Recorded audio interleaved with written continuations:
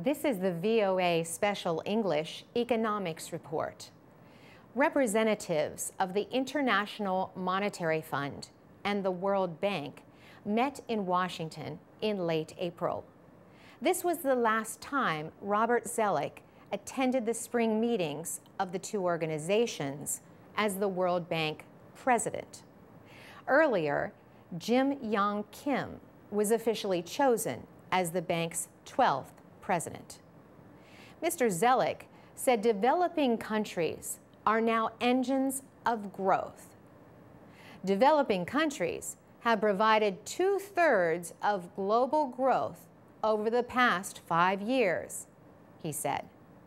But he added that many developing nations still face big problems. He said all members need to work together better for their common interest. The United States traditionally chooses the World Bank head, and Europe chooses the IMF chief. But developing nations want more influence. The World Bank is a development agency. The IMF supports monetary cooperation and provides loans.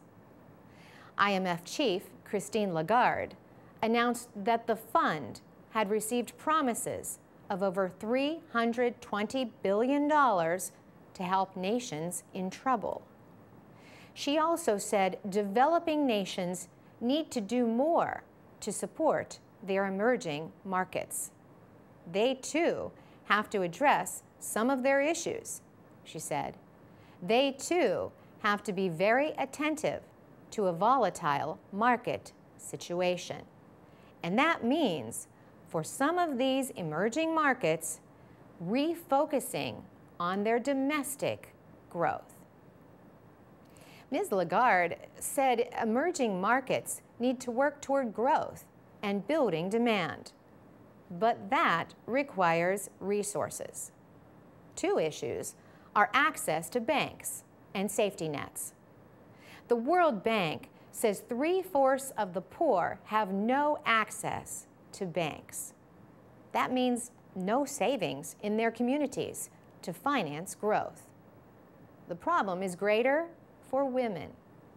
Poor women are 28% less likely to have bank accounts than poor men. Social programs are also needed. 60% of the developing world cannot depend on social programs to protect citizens from hunger or to provide services in crises.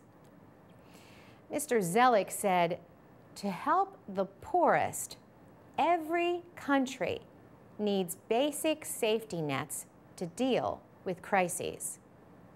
Because the other lesson we learned, he said, is if you wait until a crisis, it's too late. And rich nations have a lot to learn from developing ones. Mr. Zoelick said programs in Brazil and Mexico are not costly, but help millions. Finally, the World Bank Group welcomed its newest member, South Sudan. The nation received its first grant of $9 million. The money is to help create jobs and provide financial services. For VOA Special English, I'm Carolyn Presutti.